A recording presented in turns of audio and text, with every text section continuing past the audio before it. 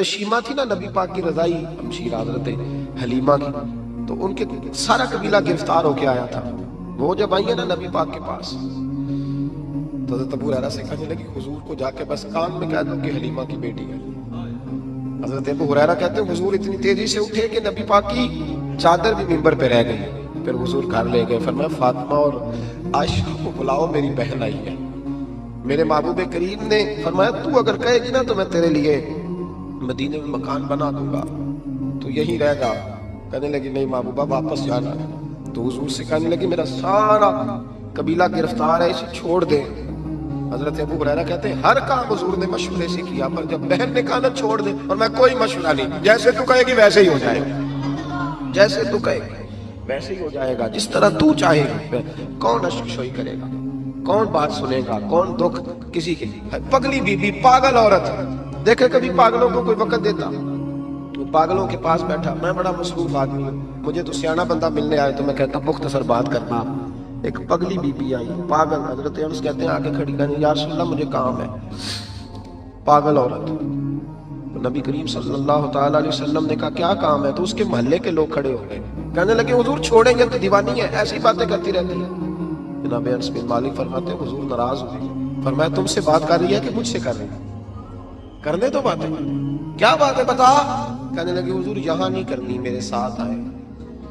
نبی کریم اس کے پیچھے پیچھے چلنے لگے. جناب انس فرماتے ہیں کہ صحرا میں لے گئی، نبی پاک ریت پہ بیٹھ گئے، سامنے بیٹھ گئی. کہنے لگی حضور بچوں کو منع کرے، مجھے روڑے مارتے ہیں. فرمایا میں کہہ دوں گا، آپ نہیں کریں گے. حضور میرے گھر والے میری بات نہیں سنتے. فرمایا میں سمجھاؤں گا.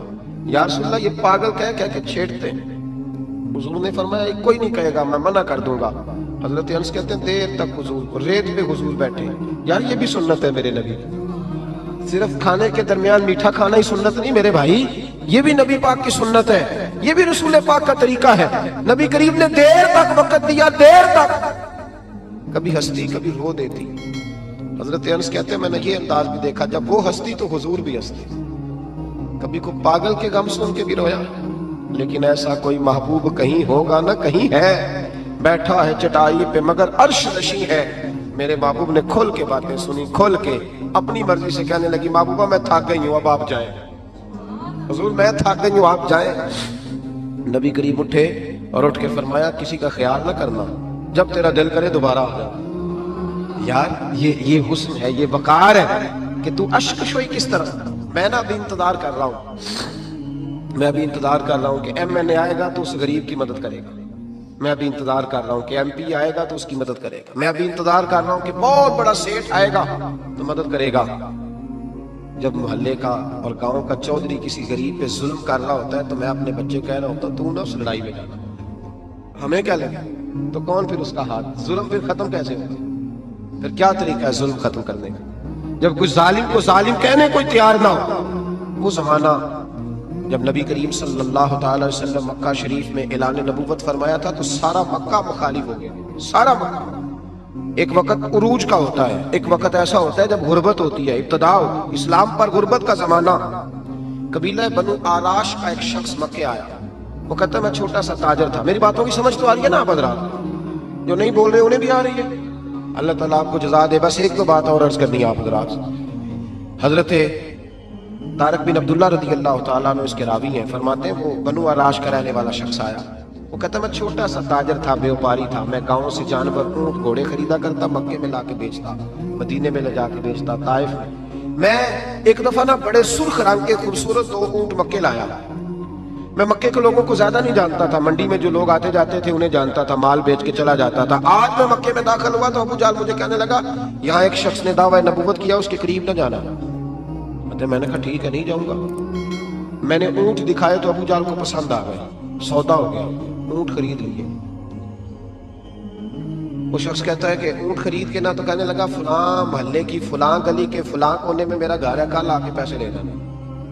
کہتے میں اگلے دن پیسے لینے گیا تو کہنے لگا آج نہیں میرے پاس، کل آنا. میں اگلے دن پھر گیا، پیسے، کہنے لگا نہیں کل آنا. ہوٹل ہوتے نہیں تھے، مکے میں میرا رشتہ دار کوئی نہیں تھا، میں فٹ پاتھ پہ سوتا. جو چند کھجورے اور سرکہ میرے پاس تھا وہ پہلے دن ہی ختم ہو گیا. انویسٹمنٹ بھی ساری وہیں لگی ہوئی تھی، گھر میں بچے بچیاں انتظار کر رہے تھے. میں بڑا مجبور ہوا، تھک گیا. تیسرے دن میں گیا تو میں نے کہا پیسے، کہنے لگا کل آنا. میں نے ذرا دبا کے بات کی، میں نے کہا یار میری پھپھو تو رہتی نہیں مکہ مکرمہ میں، غریب آدمی ہوں، میرے پیسے دے میں جاؤں۔ جب دبا کے بات کی تو کہنے لگا جا دوڑ جا، جہاں سے ملتے ہیں لے لے، بھاگ جا۔ یہ تاجر جب ڈوبتے ہیں نا تو معاذ اللہ تعالیٰ کچھ تو ایسے ہوتے ہیں جو خودکشی کر کے مر جاتے ہیں، اس لیے کہ بڑے لوگ ان کے ساتھ وابستہ ہوتے ہیں۔ جب کسی کی اصل راز ہی ڈوب جائے کہتے ہیں میں کانپنے لگا۔ میں نے پوچھا لوگوں سے کہ تمہارے چودھری سردار بڑے کہاں بیٹھتے ہیں؟ تو کہا وہ جو حرم مکہ کے ساتھ ٹولیاں بنا کے بیٹھے ہیں نا، وہ سارے ہمارے سردار ہی ہیں۔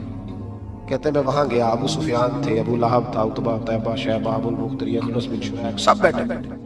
میں نے جا کے کہا یارو میں بنو عراش کا رہنے والا ہوں، چھوٹا سا تاجر ہوں، 2 اونٹ یہاں لا کے بیچ بیٹھا ہوں تو ایک شخص نے خریدے ہیں، وہ پیسے نہیں دیتا۔ کہتے ہیں عتبہ بولا یا ابو سفیان بولا، کہ کون ہے جو تیرے پیسے کھا گیا؟ طاقت ہے کسی کی نام لے؟ تو کہتے ہیں میں نے کہا اس کا نام ابو جہل ہے۔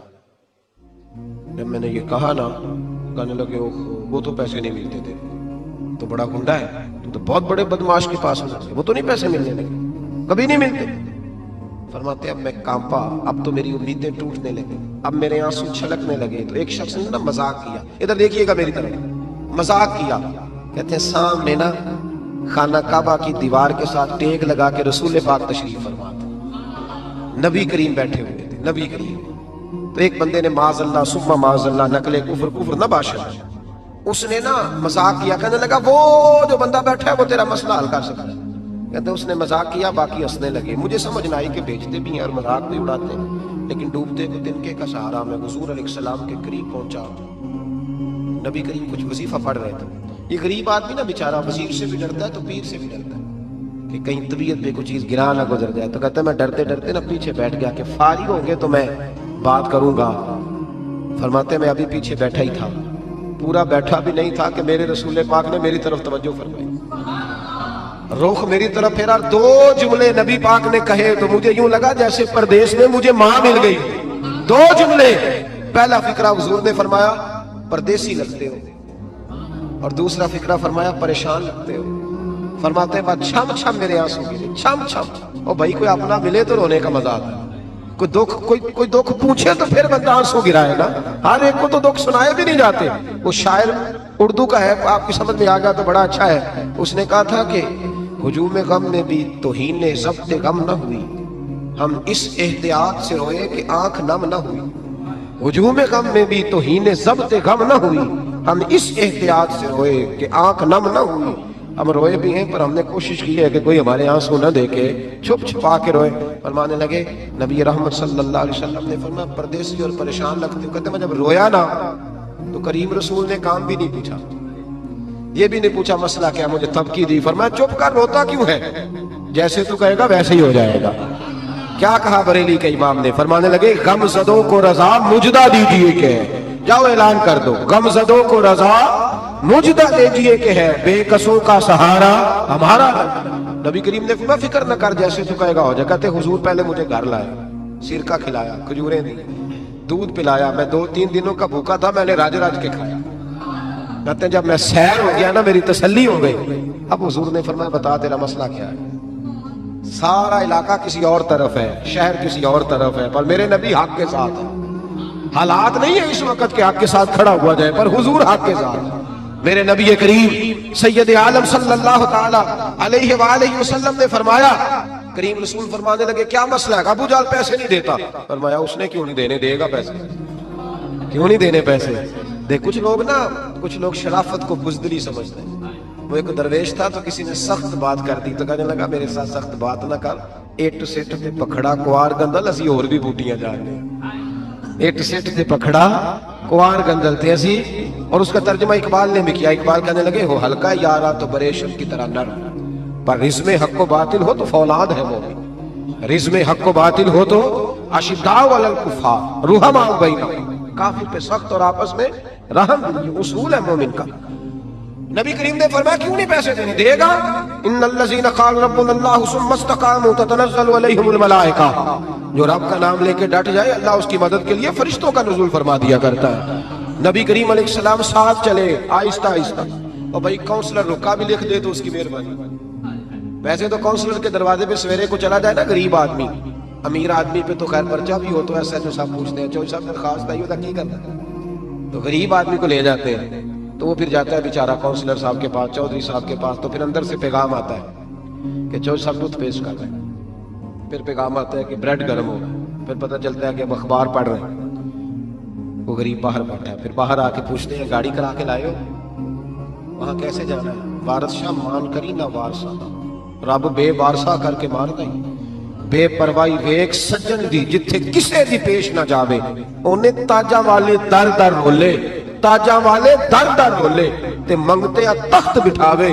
وہ سجنا کسی نو کارا مل دائی, کوئی کعبے و خالی آوے, ڈھار اس کی بے نیازی سی. اور بڑے بڑے حاجی نمازی, ناراض نہ ہونا میری بات, بڑے بڑے حاجی نمازی حق کی بات کرنی ہوتی ہے تو پیچھے ہٹ جاتے ہیں. ایک بابا بلے شاہ صاحب کی بات نہ کرتے درمیان میں. بابا صاحب نے بڑا شکوہ کیا, کہنے لگے حج بھی کیتی جاندے ہو تے لہو بھی پیتی جاندے ہو, حج بھی کیتی جاندے ہو تے لہو بھی پیتی جاندے ہو, کھو کے مال یتیماں دا تے بھیج مسیتی جاندے ہو, پھٹ دلاں دے سیندے نہیں تے ٹوپیاں سیتی جاندے ہو, نفس تے چھری پھیر دے نہیں تے دمبے کیتی جاندے ہو, فرض بھلائی بیٹھے ہو تے نفلہ نیتی جاندے ہو. او دسو تے سی بلے شاہ نو ایک ہی کیتی جاندے ہو, او کچھ دسو تے سی بلے شاہ ایک ہی کیتی. نبی کریم صلی اللہ علیہ وسلم نے فرمایا دینے کیوں نہیں, ہم آپ کے ساتھ. حضور ساتھ چلے تو ایک شخص کہتے ہیں جب گلی میں حضور جا رہے تھے نا تو میرے دل میں خیال آ رہا تھا کہ وہ تو بڑا بدماش ہے, حضور تو بولتے بھی دھیما دھیما, وہ تو بڑا گنڈا ہے, اور میں 100 باتیں کرتا تو حضور ایک جواب دیتے. نیچی نظروں کی شرم و حیا پر درود, اونچی بھینی کی رفعت پہ لاکھوں سلام. تو محبوب پاک کیسے بات کریں گے, وہ تو بڑا بے حیا ہے, لیکن کہتے ہیں سارے رستے حضور نے کوئی بات نہ کی. کک سواد نہیں مشری اندر, اسا کھنڈا بھی چک ڈٹھیاں, اینا ساریاں شہواں نالوں گلاں سجن دیاں مٹھیاں. یہ کس قسم کا عذاب ہے, جمعے پڑھ گئے ٹڈیاں آ گئیں, یہ اللہ نے عذاب نازل کیا. جب وہ عذاب میں مبتلا ہوئے تو موسیٰ علیہ السلام سے کہا کہ آپ اللہ سے دعا کریں کہ ہم سے یہ عذاب ٹل جائے. اگر ایسا ہوا تو ہم ایمان لے آئیں گے, بنی اسرائیل کو بھی آزاد کر دیں گے. لیکن موسیٰ علیہ السلام کی دعا کے نتیجے میں جب عذاب ٹل جانے کے بعد فرعونی پھر اپنے وعدے سے پھر گئے. بنو قریظہ والوں نے بھی کئی دفعہ حضور سے وعدے کیے پر اپنے وعدوں پر قائم. ایک بات آپ سے یہاں روک کے عرض کر دوں, ہم بھی کئی دفعہ کہتے ہیں ذرا بریک کبھی گاڑی کی نہیں نہ لگتی تو ہم ارادہ کرتے ہیں کہ آج سے نماز شروع کر دینی ہے. ذرا طبیعت زیادہ لیل ہوتی ہے تو ارادہ کرتے ہیں نا کہ بھائی آج کے بعد ہم نے نیک, پھر کیا ہوتا ہے شفا ہو گئی تو چھٹی ہو گئی. یہ طریقہ درست نہیں, یہ تو کفار کا طریقہ بیان کیا نا قرآن پاک نے. یہاں فرمایا جب اللہ تبارک و تعالیٰ نے انہیں نجات دے دی تو اپنے وعدے سے مکر گئے, تو پھر اللہ تبارک و تعالیٰ نے بنی اسرائیل کو سمندر پار کر کے ایسی قوم کے پاس پہنچا دیا جو بتوں کی پرستش کرتی تھی. وہ تو بچ گئے لیکن فرعونی سارے دریا کے اندر غرق ہو. حضرت موسیٰ علیہ السلام سے کہنے لگے کہ ہمارے لیے یہ خدا بنا دیجئے. حضرت موسیٰ علیہ السلام نے فرمایا بت پرستی کرنے والے جاہل ہیں. یہ بت پرست قوم کے پاس جب گئے نا بنی اسرائیل والے, بت پوچھتے ہوئے دیکھا تو کہنے لگے ہمارے لیے بھی سامنے بنا کے رکھ دو.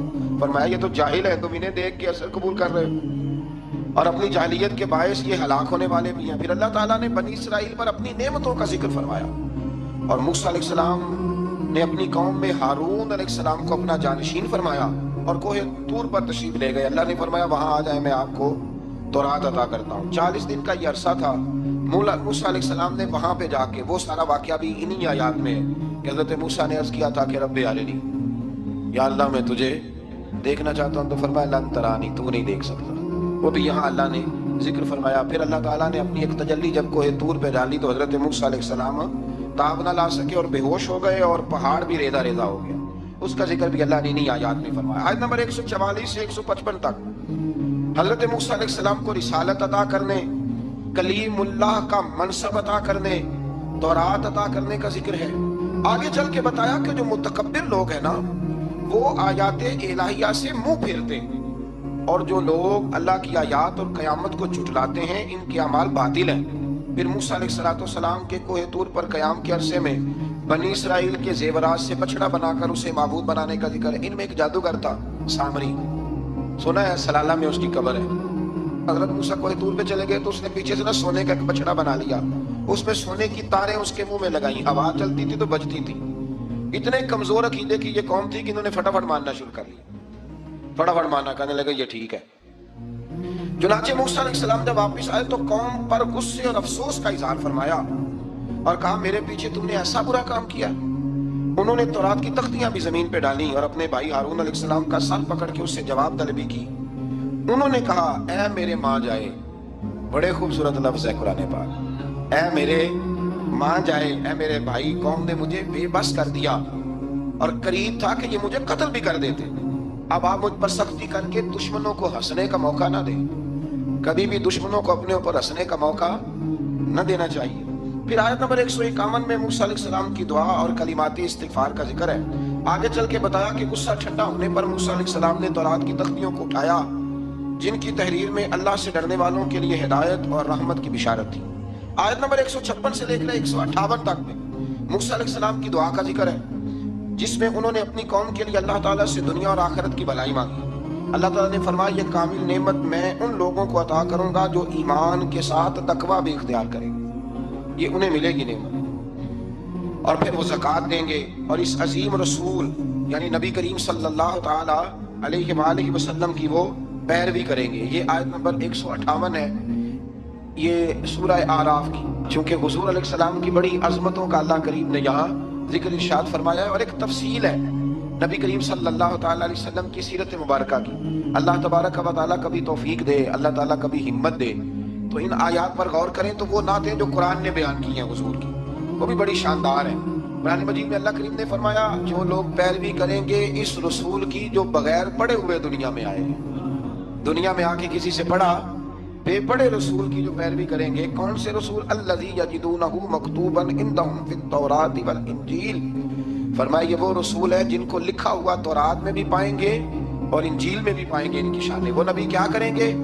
یأمرہم بالمعروف وینہاہم عن المنکر، وہ انہیں نیکی کا حکم کرتا ہے اور برائی سے منع فرماتا ہے. ویحل لہم الطیبات، اور نبی پاک ان پر حلال چیزوں کو، پاک چیزوں کو حلال کرتے ہیں اور گندی چیزوں کو ان پر حرام کرتے ہیں. حلال حرام کا اختیار اللہ نے رسول پاک کو بھی عطا فرمایا ہے، حضور کو بھی اللہ نے اختیار دیا. اسی لیے تو حضور کسی کو کہہ دیتے تھے چل تو نہ 5 نہ پڑھنا تو 2 ہی پڑھ لے. یہ بھی حضور نے فرمایا. ایک بندے نے روزہ توڑ دیا تو فرمایا کھجوریں مجھ سے لے جا اور گھر جا کے کھا لے. روزہ بھی تو نہیں توڑا ہے تو مجھ سے لے جا، گھر جا کے کھا، تیرا کفارہ ادا ہو جائے. نبی پاک صلی اللہ علیہ وسلم نے بڑی ساری جگہوں پہ اس اختیار کو. تو قرآن مجید نے کہا یحل لہم الطیبات، پاک جتنی چیزیں پاک تھی وہ میرے نبی نے تم پر حلال کر دی. ویحرم علیہم الخبائث، اور جو گندی چیزیں تھیں ناپاک تھیں وہ نبی پاک نے تم پر حرام کی ہیں. جو پہلے ٹھیک نہیں تھی وہ حضور نے حرام فرمائی. اور پھر بڑے خوبصورت لفظ ہیں اگر آپ جاگ کے سنیں تو فرمایا وَيَدْعُ عَنْهُمْ، اور وہ ان پر سے اتارتے ہیں اِسْرَهُمْ وَالْأَغْلَالَ الَّتِي كَانَتْ عَلَيْهِمْ. فرمایا نبی پاک ان سے ان کا بوجھ اتارتے ہیں اور کاٹتے ہیں وہ زنجیریں جن میں یہ لوگ جکڑے ہوئے تھے. غلامی کی زنجیریں، سخت ترین احکام کی زنجیریں. فرمایا میرے رسول تو دنیا میں زنجیریں کاٹنے کے لیے آئے، حضور نے لوگوں کی زنجیریں کاٹ دی. فرمایا فَالَّذِينَ آمَنُوا بِهِ وَعَزَّرُوهُ وَنَصَرُوهُ. فرمایا جو لوگ اس نبی پر ایمان لائیں گے، ان کی تعظیم کریں گے، ان کے دین کی مدد کریں گے، وَاتَّبَعُوا النُّورَ الَّذِي أُنزِلَ مَعَهُ، اور اس نور کی پیروی کریں گے جو ہم نے نبی پاک کے ساتھ اتارا ہے. وہ کیا ہے؟ حضور کے ساتھ کیا اترا ہے؟ قرآن مجید. فرمایا جو اس کی پیروی کریں گے اولئک هم المفلحون، یہی لوگ ہیں کامیاب ہونے والے. اور اگلی آیت میں فرمایا محبوب آپ کہہ دیں، آج پھر کھل کے اعلان کر دیں. کیا کہا؟ قل یا ایھا الناس انی رسول اللہ الیکم جمیعا. فرمایا لوگوں کو بتا دیں کہ میں ایک قبیلے کا، ایک گروہ کا، ایک ملک کا نہیں، میں سارے انسانوں کا رسول بن کے آیا ہوں، تمام انسانوں کی طرف. اور حضور نے اعلان فرمایا، خود بخاری کا لفظ ہے، فرمایا ارسلت الی الخلق. فرمایا میں صرف انسانوں کا نہیں، جس کو اللہ نے پیدا کیا ہے میں ان سب کا رسول بن کے دنیا میں آیا، سب کا رسول بن کے میں دنیا میں آیا. تو ان آیات کے اندر اللہ تبارک و تعالیٰ نے رسول کریم علیہ الصلوۃ والسلام کی ان ساری عظمتوں کو بیان فرمایا. آیت نمبر 160 میں موسیٰ علیہ الصلوۃ والسلام کے پتھر پر ضرب لگانے اور ان کے قوم کے 12 قبیلوں کے لیے 12 چشمے جاری ہونے کے معجزے، اور پھر بادل کے سایہ کرنے والا معجزہ، من اور سلوہ کے اترنے کا بیان بھی فرمایا. اور اس کے بعد اس امر کا بیان بھی فرمایا کہ بنی اسرائیل کو حکم ہوا کہ معافی مانگتے ہوئے اور سجدہ کرتے ہوئے بیت المقدس میں داخل ہو جاؤ، مگر انہوں نے اس مسئلے میں بھی تحریف کر دی، اس کو بھی بدل دیا. مزید بتایا کہ سمندر کے کنارے جو ایک بستی تھی، انہیں ہفتے کے دن وہاں مچھلیاں پکڑنے سے منع کیا گیا تھا، مگر انہوں نے اللہ کے حکم کی نافرمانی کی، سوائے ایک گروہ کے۔ بنی اسرائیل کی نافرمانیوں کے باعث اللہ نے ان کی صورتوں کو بدل دیا۔ اللہ نے انہیں، ایک شخص نے ایک بزرگ سے پوچھا کہ نبی پاک علیہ السلام کی رحمت سے ہمیں کیا ملا ہے؟ معاذ اللہ، اگر میں ابھی پوچھوں کہ حضور کی رحمت سے کیا ملا ہے، تو بزرگ کہنے لگے کہ اس طرح کر، شام کو گھر جانا اور آئینے کے آگے کھڑے ہونا اور اپنے پچھلی زندگی کے سارے اعمال دیکھنا اور پھر اپنا چہرہ دیکھنا، اگر بدلا نہیں نا تو سمجھ لے میرے رسول کی رحمت سے حصہ ملا ہوا ہے، تجھے میرے کریم محبوب کی رحمت سے حصہ ملا ہوا ہے۔ ورنہ وہ نافرمانی کرتے تھے تو ان کے چہرے بدل جاتے تھے، دروازوں پہ لکھا جاتا تھا۔ سنگیوں بتاؤ نا، اگر آج بھی یہ حال ہو تو کون کسی کو منہ دکھانے کے قابل رہے؟ کون کسی کو منہ دکھانے؟ دعا فرمائیں اللہ محبوب کی غلامی میں ہمیں پختگی نصیب فرمائے۔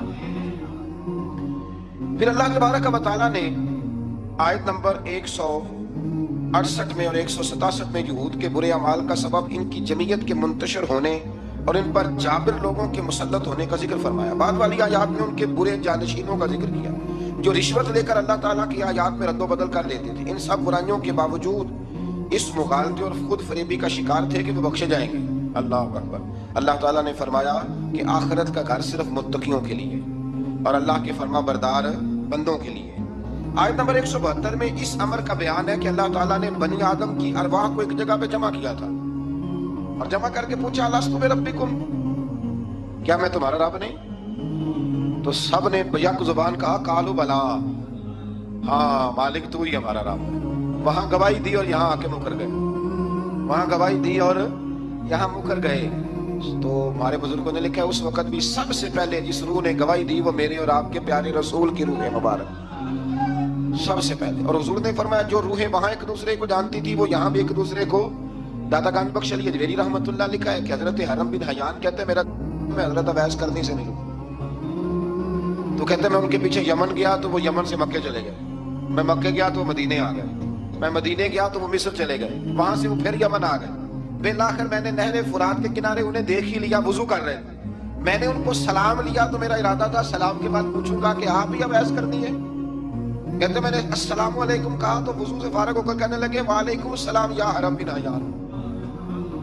تو میں نے کہا حضور آپ مجھے کیسے جانتے ہیں؟ میں تو پہلی دفعہ ملا ہوں۔ کہنے لگے میں اویس کرنی ہوں، تو حرم بن حیان ہے، میں تجھے جانتا ہوں۔ کہا حضور کس طرح؟ فرمایا عرفت روحی من روحی کا، میری روح تیری روح کی واقف ہے، میری روح تیری روح کی۔ کن فیکون تے کل دی گل ہے، وہ درویش نے کہا تھا نا کن فیکون تے کل دی گل ہے، اسی اگے پریت رلائی، ہمارا تو پرانا جرانہ ہے بھائی، کن فیکون تے کل دی گل ہے۔ اللہ تبارک و تعالیٰ سمجھنے کی توفیق عطا فرمائے۔ یہاں بڑے لطیف نقطے ہیں، بڑی باتیں ہیں اور انشاءاللہ تعالیٰ کسی وقت کریں گے۔ اس آیت میں بڑا کچھ لکھا ہے ہمارے بزرگوں نے اور کمال کر دیا جس نے جو لکھا۔ بہرحال پھر آگے چل کے اللہ تعالیٰ نے ارشاد فرمایا آیت نمبر 175 میں بغیر نام لیے ایک شخص کا ذکر فرمایا۔ بعض بزرگوں نے کہا وہ بلم بن بورا ہے اور بعض نے کہا امیہ بن خلف ہے، بعض نے کہا ابو عامر فاسق ہے۔ ان تینوں میں سے ایک برائی ان تینوں میں مشترک تھی، تینوں میں وہ جرم پایا جاتا تھا، وہ یہ تھا کہ ان کے پاس علم بھی تھا، زہد اور ریاضت بھی تھی بلم بن بورا کے پاس، لیکن حضرت موسیٰ کے حسد کی وجہ سے تباہ ہو گیا۔ اسی طرح امیہ اور ابو عامر نبی پاک علیہ السلام کے حسد کی وجہ سے تباہ ہو گئے۔ کچھ لوگ صرف حسد کی وجہ سے ہی، پتہ ہے آپ کو، کچھ لوگ حسد کی وجہ سے تباہ ہو جاتے ہیں۔ ایک بادشاہ بڑا کنجوس تھا تو اس کے سامنے ایک شخص اکثر آیا کرتا تھا، تو کسی نے اس سے کہا کہ بادشاہ سے انعام وصول کرو۔ اس نے کہا یہ بڑا کنجوس ہے پر چلو اللہ نے مجھے بھی بڑا ذہن دیا، انعام لے ہی لیتے ہیں۔ تو کہنے لگا بادشاہ کا بھی انعام ہی دے دیا کر۔ بادشاہ کہنے لگا پہلے میرے سوال کا جواب دے پھر انعام دوں گا۔ اس نے سوال ہی ایسا سخت پوچھنا تھا کہ انعام بنے ہی نہ۔ حضرت رومی نے لکھا ہے کہ بادشاہ سلامت پوچھو سوال۔ تو بادشاہ کہنے لگا میرے ہاتھ کی ہتھیلیاں ان میں بال کیوں نہیں؟ پشت پہ ہے تو ہتھیلی پہ کیوں نہیں؟ تو اس نے بھی پھر کمال ہی جواب دیا، کہنے لگا آپ سخی بڑے ہیں۔ وہ دے دے کے نا بال سارے کھس گئے، وہ دے دے کے کھس گئے۔ بادشاہ کو بڑا ہی غصہ آیا، پتا تو اسے تھا نا میں کنجوس ہوں، بڑا غصہ آئے گا تو سخی بڑا ہے تو دے دے کے تیرے ہاتھوں کے بال۔ غصے سے کے ساتھ کہنے لگا تو تیرے ہاتھوں میں کیوں نہیں بال؟ کہنے لگا بادشاہ تو نے دیا بڑا ہے تو میں نے لیا بڑا ہے، تیرے دے دے کے گھس گئے ہیں تو میرے لے لے کے گھس گئے ہیں۔ تو اس کو اور غصہ آیا، کہنے لگا تو یہ جو سارے بیٹھے ہیں یہ دربار میں ادھر بھی تو ان کے ہاتھوں میں بال کیوں نہیں؟ کہنے لگا بادشاہ تو دیتا رہتا ہے میں لیتا رہتا ہوں تو یہ ہاتھ ملتے رہتے ہیں، ان کے مال کے گھس گئے ہیں۔ تو بادشاہ کہنے لگا بندہ تو سیانا ہے، تجھے کچھ نہ کچھ دینا ہی پڑے گا۔ اس نے دیا اسے۔ تو کچھ لوگوں کے نا مال کے ہی اللہ دیتا ہے نوازتا ہے، پر ان کے حسد کر کر کے یاد گھس جاتے ہیں، بیٹھ کے نا پروگرام بناتے رہتے ہیں، اس نے ایسا کیا اس لیے آگے نکل گیا، اس نے یہ کیا۔ ایک صاحب مجھے ایک شخص کے بارے میں خبر دینے لگا، کہنے لگا وہ فلانا کیا، پھر اس نے ایسا کیا، تو پھر وہ چیک لگا، پھر وہ سیاست کی تو آگے نکل گیا۔ میں کہ پتا تھا تینوں بھی سارا ہی سی تم ہی لا لینا سی، کیونکہ تم بڑی باریک خبر دے رہا ہے کہ یہاں سے اس نے ایسے کیا تو پھر اس طرح کر کے اس نے ایسے کیا۔ ایسا نہیں ہوتا، جڑیاں گڈیاں آپ ہی اڈیاں، او نہ چڑھن اونچائیاں، او کئی گڈیاں اونچیاں اڈیاں جڑیاں سائیاں آپ چڑھائیاں۔ یہ سمجھ لو وَتُعِزُّ مَن تَشَاءُ وَتُذِلُّ مَن تَشَاءُ بِيَدِكَ الْخَيْرُ۔ اس لیے یہ الجھا نہ کرے۔ تو حسد کی وجہ سے یہ لوگ پیچھے رہ گئے، اللہ تعالیٰ ہمیں حسد سے محفوظ فرمائے۔ آیت نمبر 179 میں اللہ تعالیٰ کی نعمت عقل کو قبولیت ہدایت کے لیے استعمال نہ کرنے والوں کو چپایوں سے بدتر قرار دیا گیا۔ جو عقل اور شعور رکھنے کے باوجود استعمال نہیں کرتے، فرمایا جانوروں سے برے ہیں، ان کے دل ہیں مگر وہ حق کے دلائل کو سمجھتے نہیں۔ رب فرماتا ہے ان کے پاس آنکھیں ہیں پر آیات الہی کو دیکھتے نہیں، ان کے پاس کان ہیں پر دعوت حق کو سنتے۔ آیت نمبر 180 میں اللہ تعالیٰ کی اسماء الحسنی کے ساتھ پکارنے کا ذکر ہے کہ رب کو پیارے پیارے ناموں کے ساتھ پکارا، رحمان کہہ کے پکارو، رحیم کہہ کے پکارو، ستار اور غفار کہہ کے پکارو۔ اللہ اکبر۔ آیت نمبر 186 سے 188 میں منکرین کے قیامت کے بارے میں پوچھنے اور قیامت کے اچانک آنے کا ذکر ہے۔ رسول اللہ صلی اللہ علیہ وسلم کو بارگاہ ربوبیت میں عجز و نیاز کی تعلیم دیتے ہوئے فرمایا کہ محبوب آپ یہ کہہ دیں کہ میں اپنی ذات کے لیے خود سے کسی نفع اور نقصان کا مالک نہیں ہوں مگر جو اللہ چاہے، اور اگر میں اپنی ذات سے غیب کو جانتا تو میں از خود خیر کثیر جمع کر لیتا اور مجھے کوئی تکلیف نہ پہنچتی۔ یعنی غیب کے علوم اور ساری نعمتیں رب ہی عطا کرتا ہے، رب ہی عطا کرتا ہے، اور کبھی بھی کوئی تکلیف پہنچے تو اس کی قضاء و قدر سے پہنچتی ہے۔ یہ اللہ کی قدرت ہوتی ہے، اگر کبھی کسی کو کوئی تکلیف، زیادہ تر تکلیفیں اس کے پیاروں کو پہنچتی ہیں، مطلب یہ تو نہیں نا کہ وہ ناراض ہے، اس میں کوئی اس کی حکمت ہے۔ آیت نمبر 199 اور 190 میں بتایا کہ تمام بنی آدم کو ایک جان حضرت آدم علیہ السلام سے پیدا کیا ہے اور اسی سے اس کا جوڑا بھی بنایا تاکہ وہ اس سے سکون حاصل کرے، اور جب بیوی امید سے ہو تو میاں بیوی تندرست لڑکے کی دعا کرتے ہیں اور شکر ادا کرنے کا اقرار کرتے ہیں، لیکن جب اللہ تعالیٰ ان کو عطا کرتا ہے تو یہ لوگ اس کے ساتھ شریک بنا لیتے ہیں۔ اس کے بعد والی آیات میں کفار کے معبودان باطل کی عجز، کمزوریوں اور احتیاج کا ذکر فرمایا۔ دیکھیں نا آپ، جب تک تو بچہ پیدا نہیں ہوتا تو دعائیں ہوتی رہتی ہیں، اور جب پیدا ہو جاتا ہے تو پھر ڈھول بجنے شروع ہو جاتے ہیں۔ کئی دفعہ دل کرتا ہے پوچھنے کو کہ یار یہ تمہیں اللہ تعالیٰ نے دیا ہے نا، تو چاہیے تو یہ تھا کہ بچہ پیدا ہوتے ہی سجدے میں گر جاتے ہیں۔ اگرچہ یہ طریقہ کفار کا بیان کیا یہاں، لیکن مسلمانوں کی تعلیم کے لیے بیان ہو رہا ہے۔ اکثر اب بھائی میں نے جی 6 من مٹھائی بانٹ ڈالی، اتنا میں نے کیا، تو بھائی نفل کتنے پڑے، اس پر کوئی توجہ نہیں ہے۔ اسی طرح کا ہمارا معاملہ یہ ہے کہ جب تک تو کوئی بندہ بیمار رہتا ہے تو دعائیں چلتی رہتی ہیں، اور تندرست ہو کے آ جائے تو اب وہ بھول جاتا ہے۔ اللہ تبارک و تعالی ہمیں ہر حال میں اپنی یاد کی توفیق عطا فرمائے۔ آیت نمبر 194 میں مشرکوں کے معبودان باطلہ کے بارے میں بتایا کہ وہ تمہاری ہی طرح مخلوق ہیں جن کو تم پوجتے ہو، اور آنکھ، کان، ہاتھ اور پاؤں کی نعمت سے بھی محروم ہے، یعنی وہ خود ہی عاجز اور بے بس ہیں، کسی کو نفع یا نقصان پہنچانے پہ قادر نہیں ہیں۔ یہ چیزیں اللہ تعالیٰ کے اختیار میں۔ آیت نمبر 199 میں اخلاق حسنہ کی جامع ترین تعریف اللہ تعالیٰ نے سرکار دو عالم صلی اللہ علیہ وسلم سے فرمایا، جو قصوروار معذرت طلب کرتے ہوئے آپ کے پاس آئے اسے معاف کر دیجیے۔ محبوب جو معافی مانگے اسے معاف کر دیجیے، اچھی باتوں اور نیک کاموں کا حکم دیجیے، اور ناسمجھ لوگوں سے الجھنے کی بجائے رخ انور پھیر لیجیے، اور اگر شیطان وسوسہ اندوزی کرے تو اعوذ باللہ پڑھیے، اللہ کے ذکر سے شیطان کے شر سے پناہ حاصل ہو جائے گی۔ یعنی جھگڑا نہیں کرنا، اعوذ باللہ پڑھ لینی، خود بخود شیطان بھاگ جائے گا۔ سورہ اعراف کے آخر میں آیت نمبر 204 میں اللہ نے فرمایا، جب قرآن پڑھا جائے تو غور سے سنو اور خاموش رہو تاکہ تم پر رحم کیا جائے۔